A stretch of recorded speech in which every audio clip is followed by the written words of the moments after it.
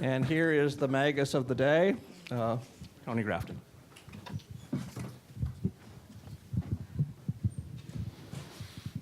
Well, let me relieve any apprehension by saying that I'm aware that the day has been long, the first drink beckons, and we want to hear from Ben more than we want to hear from me. So I will try to be as brief as these wonderful generalists have been.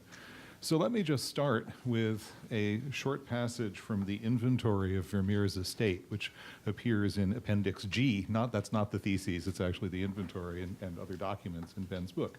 In the Great Hall, a painting representing a peasant barn, another painting, two paintings, three small drawings, a drawn coat of arms with ebony frame, a pair of green silk curtains with a valance in front of the bedstead, a mantelpiece covering of the same material, a striped curtain, an iron armor with helmet, a pike, a lead hat fringe, linen and wool, a Turkish mantle, a white satin skirt, a ditto yellow, a white satin blouse, an ash gray travel mantle, a black Turkish mantle, 21 children's shirts, so good as bad, 2 women's shirts, 28 bonnets, 2 Indian coats, 2 nightshirts, 9 red leather Spanish chairs, and more. Vermeer was, among other things, the first declutterer we know about in human history. Vermeer's house was a clutter museum. Vermeer's little Dutch rooms where little Dutch people do little Dutch things, as we wonderfully heard, is something very different. It's a theater, it's a performance, it's a representation, and it pulls us in and it commands us, and it makes those of us who were scholars come up with theories, good, bad, and indifferent. It compels artists in the most extraordinary way, and that for me was perhaps the most passionately wonderful thing we heard today, the way in which Vermeer still has this pull over contemporary artists of so many different kinds.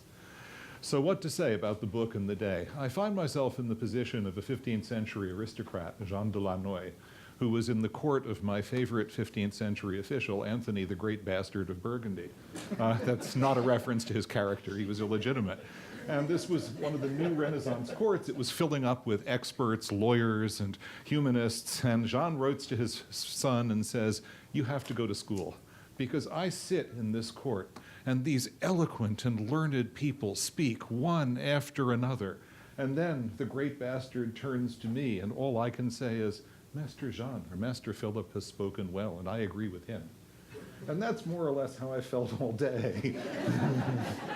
I found myself agreeing with each speaker in turn. So what to say, and I still find myself somewhat embarrassed. So what to say about this? First of all, I don't think anybody has quite managed to convey the richness, the provocation, the occasional irritation. Actually, I think Ben conveyed that better than anyone else, and the extraordinary stimulation that come with this amazing book.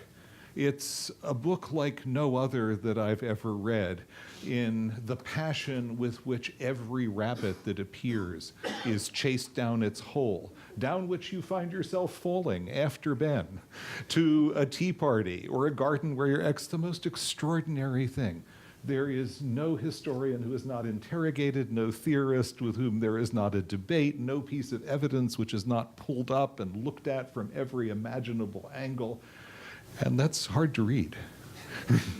It goes on a bit.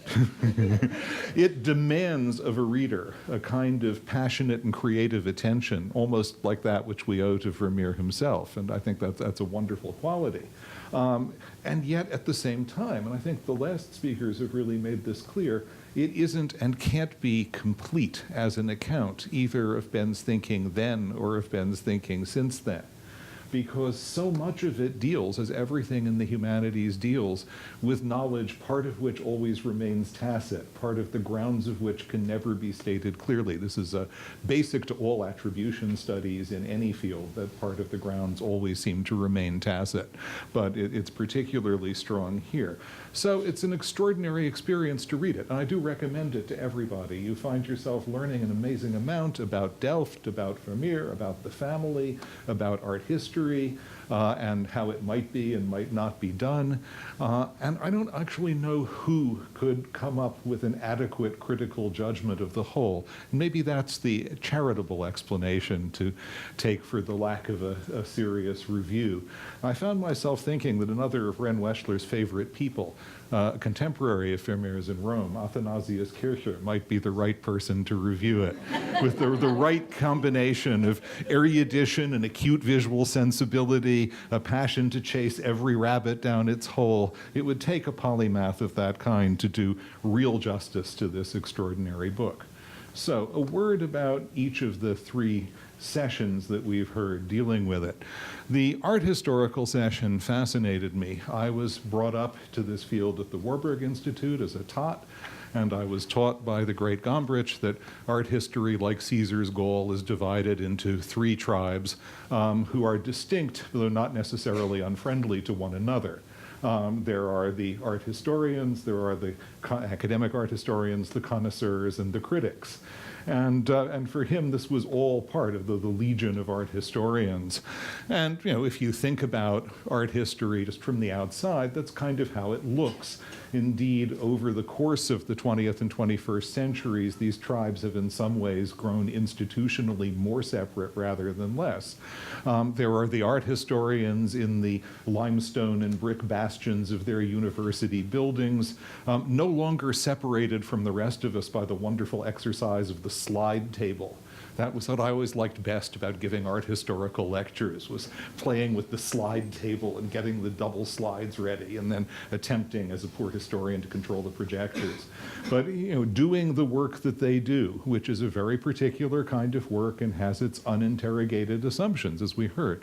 There are the connoisseurs in museums, another limestone protected brand of castle, but also in the great art dealers and in other places, doing their work, lining things up, authenticating and de-authenticating unless the mezzanine intervenes. And finally, there are the critics, who are sometimes described as in decline, but I must say I don't see it. That criticism is clearly in transformation as the traditional written platforms of the quarterly and the newspaper either disappear or devote much less space to criticism, but the digital world has materialized as a platform that allows for a vast amount of criticism, and the articulate and wonderful generalists, and that they were, who spoke last. And I wasn't actually sure where Jim Elkins belonged in this. He might perhaps have belonged in the third panel as well as the first, suggest that criticism is not dead at all. What struck me most listening was the way in which that distinction of tribes really doesn't hold, and the way in which their activities leak into one another at every point, so that making attributions both depends on and generates critical judgments, and is in turn always embedded in an art historical argument of some kind, which isn't always made explicit and sometimes isn't conscious. So I found myself thinking that one of the great virtues of this book is precisely, as Martha Hollander started out by saying, just to make one think again. Scholars have practices, just as artists have practices. And some of those practices you learn with great difficulty and attention, and some of them you just imbibe in the seminar, where you learn that some issues are important and other issues aren't. The making of the catalogue raisonné is one of those practices which to a non-art historian always seems extremely odd, because you get this list of works, as Ben has argued, set out in a chronological order, but often not explicitly related to one another. Physically impossible in the book form to relate to one another. That's where this and, of course, the web have possibilities that the book doesn't. And associated with arguments that never, in fact, clarify the exact reasons why things have been placed where they are in the catalog, because that's the practice.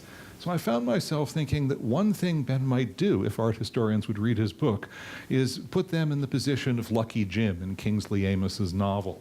And you may remember that Lucky Jim had written an article on the influence of shipbuilding techniques on the English economy from 1450 to 1480, which begins with the sentence, "this strangely neglected subject." And at one point, as Jim is beginning to become really disaffected with the academic world, he finds himself thinking, this strangely neglected what? this strangely what subject? This what neglected subject? And I think that act of self-scrutiny is one that I could easily imagine being provoked in any art historian who takes the time and care to read this extraordinary book with scrupulous attention. The panel of the painters was revelatory in more ways than a mere historian would try to evoke, but I was especially struck by a couple of points, particularly by the wonderful generosity of April Gornick's example of thinking about the beauty in Elizabeth Vermeers' face and in the portrayal of her, and the way that that seemed to be the first in a series of urgings to think about the inferior and indeed the Maria paintings on their own terms, not as something worse, but as something different, or some things that are different and might have their own logic and their own beauty. And that seemed to me to continue in the course of the discussion down actually to the second to last talk.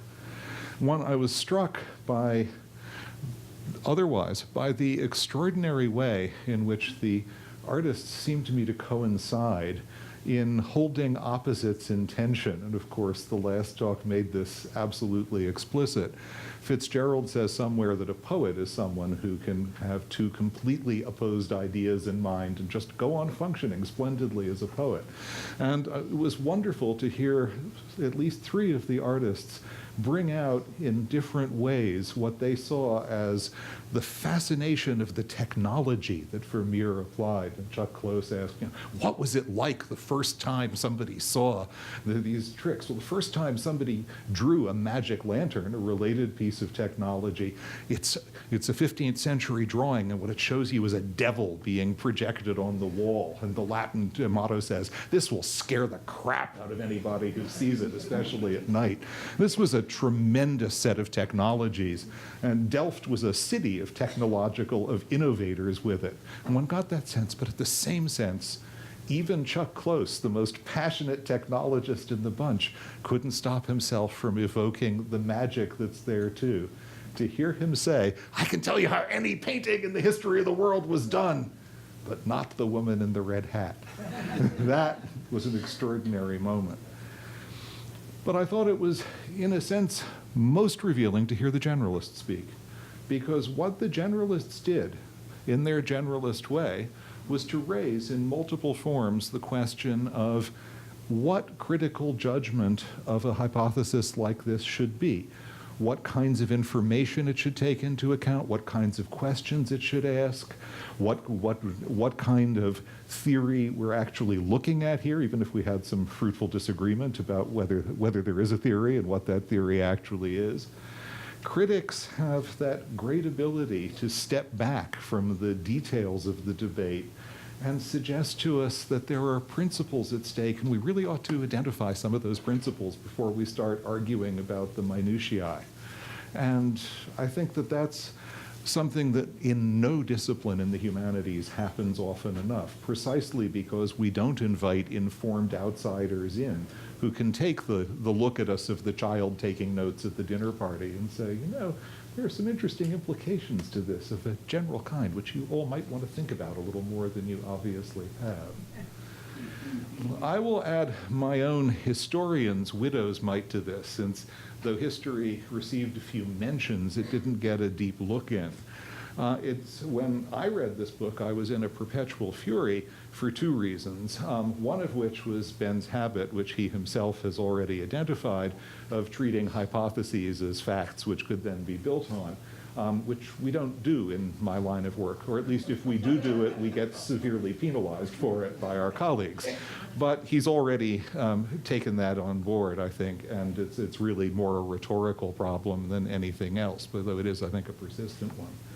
The other thing that worried me was a habit, what seems to me a method of proceeding which no one has yet identified, that Ben tends to make a general statement about how things are, either how things are in 17th century Holland, say most people don't have a formal religion. Not right. Or how artists work. I mean, a good artist can't go to a less good work in immediate succession. And historians tend to go the opposite way. We tend to say, an artist does what Vermeer did, and maybe Vermeer had bad days. We work up from the bits and pieces of the record to our generalization, rather than using the generalization as something on which we can actually build.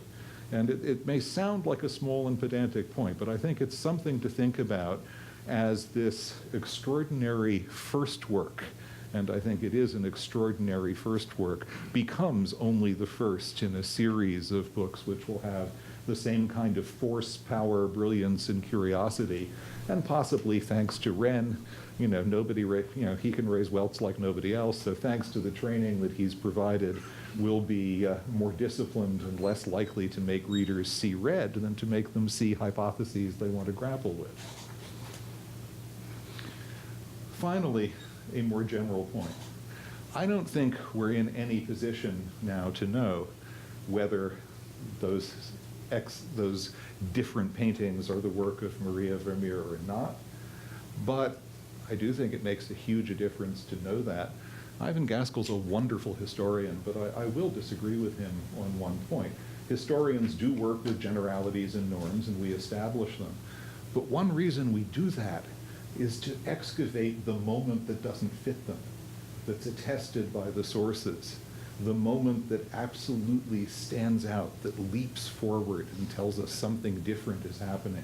It's just the great lesson that Carlo Ginzburg taught us with the cheese and the worms 2 generations ago. Now, we've learned from Martha that having a young woman do painting of high quality is not remarkable in this society. But if a young woman was engaged in the kind of wonderful emulative relationship with her father that Ben describes, and if out of that emulative relationship came the woman in the red hat, that's news. That is one of those moments which historians live for excavating, at least in my part of the history world, I promise. So if that's right, that's something to be pursued with passion and devotion, as you already have, but pursued deeper and in the light of a richer sense of fathers and daughters, women as artists, the larger social world of Dutch art into which this also is, of which this also is a piece. No conclusions, and I think that's right, because in the end, what I think of here, what I think everyone here probably thinks of first, is Ren Weschler, the only person I know, the only person any of us knows, capable of putting together this extraordinary sort of occasion, incongruous and rich and stimulating. There's a style he has, and the style is very particular. You don't get a moral. You don't get a conclusion. You get a narrative, and it's by following the narrative intelligently and carefully and devotedly that you learn. That's also how he organizes these public occasions. There's a complex narrative here. I'm not even sure how the narrative has ended because Ben will end it for us. But that's what we've been privileged to attend to. Not a group of people trying to talk across disciplines, which usually doesn't end very well. It ends in the blather of the normal humanities center. But a group of people speaking from their disciplines to one another with attention and care and intelligence. That's the kind of occasion for which Ren stands for me and has always stood. It's what you might call, as some sociologists call, the bookshop and the library, a third place. It's not home, it's not work, it's a third place. And for intellectuals, what this institute has been is a kind of third place. It's not the place where we do our intellectual work, but it's also not some place where anything goes. It's a third place in the middle, which stands for rigor and passion and testing ideas until either they or their authors are destroyed, and above all, something missing in so much of our public and professional intellectual life, fun. Every speaker showed so much joy today, and that, above all, was in the spirit that Ren has always embodied.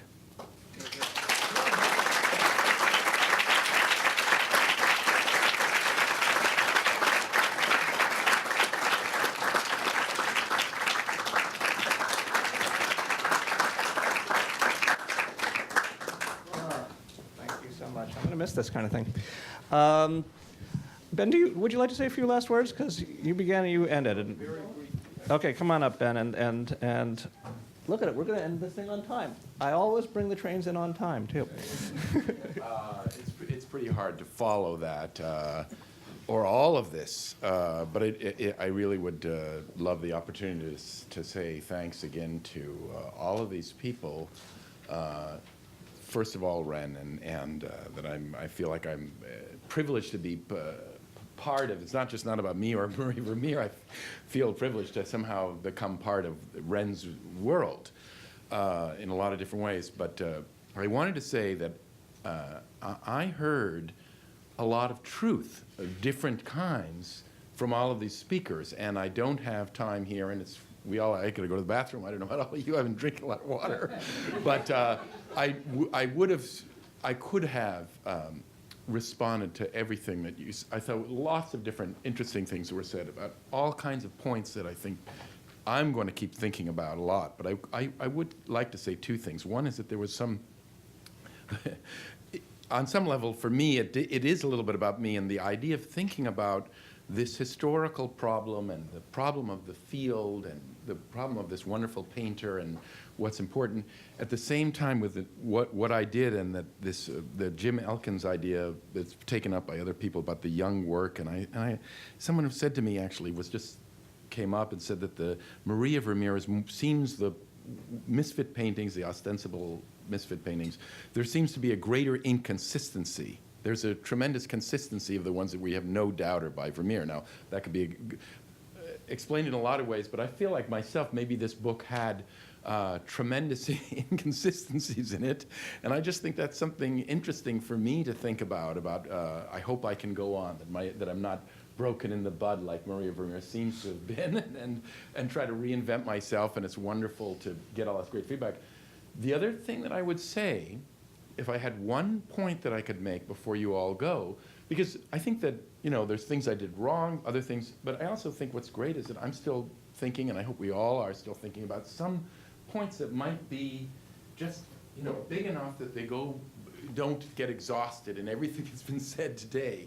So I would hold this little one up, that this might be a self-portrait, and what a self-portrait is, which I think we've really just started to open that up about.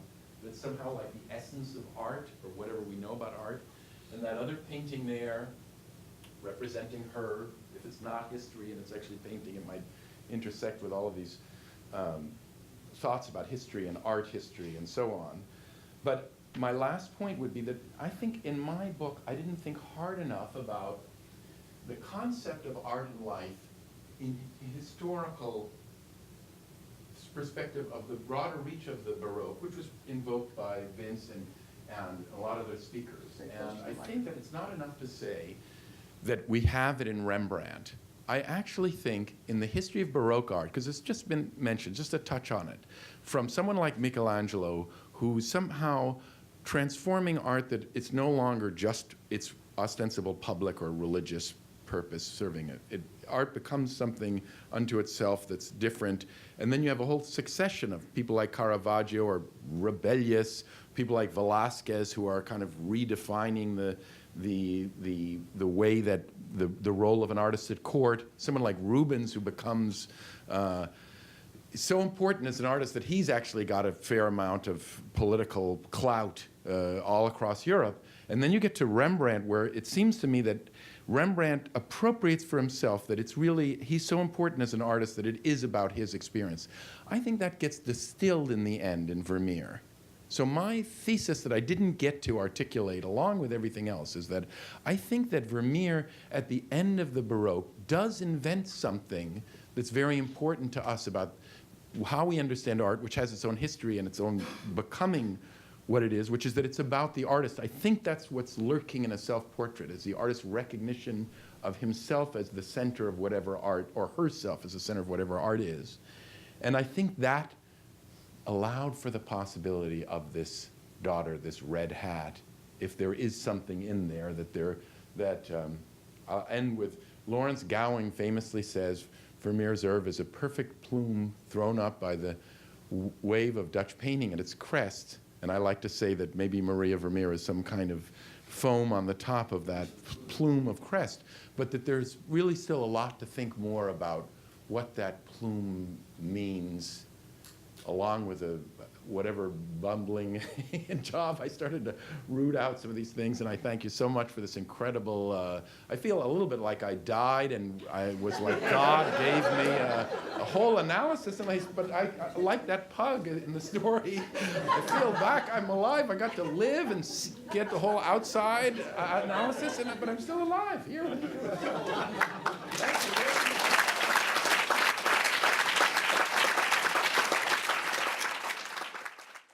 It demands of a reader a kind of passionate and creative attention, almost like that which we owe to Vermeer himself, and I think that's a wonderful quality. And yet, at the same time, and I think the last speakers have really made this clear, it isn't and can't be complete as an account, either of Ben's thinking then or of Ben's thinking since then. Because so much of it deals, as everything in the humanities deals, with knowledge, part of which always remains tacit, part of the grounds of which can never be stated clearly. This is basic to all attribution studies in any field, that part of the grounds always seem to remain tacit. But it's particularly strong here. So it's an extraordinary experience to read it, and I do recommend it to everybody. You find yourself learning an amazing amount about Delft, about Vermeer, about the family, about art history, and how it might be and might not be done. And I don't know, linen and wool, a Turkish mantle, white satin skirt, a ditto yellow, a white satin blouse, an ash gray travel mantle, a black Turkish mantle, 21 children's shirts, so good as bad, 2 women's shirts, 28 bonnets, 2 Indian coats, 2 night shirts, 9 red leather Spanish chairs, and more. Vermeer was, among other things, the first declutterer we know about in human history. Vermeer's house was a clutter museum. Vermeer's little Dutch rooms where little Dutch people do little Dutch things, as we wonderfully heard, is something very different. It's a theater, it's a performance, it's a representation, and it pulls us in and it commands us, and it makes those of us who were scholars come up with theories, good, bad, and indifferent. It compels artists in the most extraordinary way, and that for me was perhaps the most passionate. And I still find myself somewhat embarrassed. So what to say about this? First of all, I don't think anybody has quite managed to convey the richness, the provocation, the occasional irritation. Actually, I think Ben conveyed that better than anyone else, and the extraordinary stimulation that come with this amazing book. It's a book like no other that I've ever read, in the passion with which every rabbit that appears is chased down its hole, down which you find yourself falling after Ben, to a tea party or a garden where you're the most extraordinary thing. There is no historian who is not interrogated, no theorist with whom there is not a debate, no piece of evidence which is not pulled up and looked at from every imaginable angle. And that's hard to read. It goes on a bit. Absolutely wonderful thing we heard today, the way in which Vermeer still has this pull over contemporary artists of so many different kinds. So what to say about the book and the day? I find myself in the position of a 15th century aristocrat, Jean de Lannoy, who was in the court of my favorite 15th century official, Anthony, the Great Bastard of Burgundy. That's not a reference to his character. He was illegitimate. And this was one of the new Renaissance courts. It was filling up with experts, lawyers, and humanists. And Jean writes to his son and says, "You have to go to school, because I sit in this court, and these eloquent and learned people speak one after another. And then the great bastard turns to me, and all I can say is, 'Master Jean, or Master Philip has spoken well, and I agree with him.'" And that's more or less how I felt all day. I found myself agreeing with each speaker in turn. So, what? And here is the magus of the day, Tony Grafton.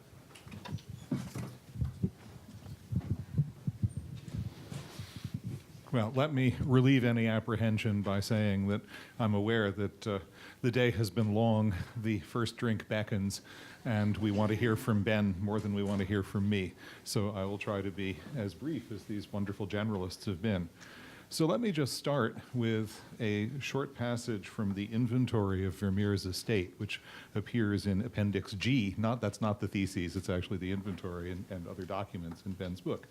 In the Great Hall, a painting representing a peasant barn, another painting, 2 paintings, 3 small drawings, a drawn coat of arms with ebony frame, a pair of green silk curtains with a valance in front of the bedstead, a mantelpiece covering of the same material, a striped curtain, an iron armor with helmet, a pike, a lead hat frame,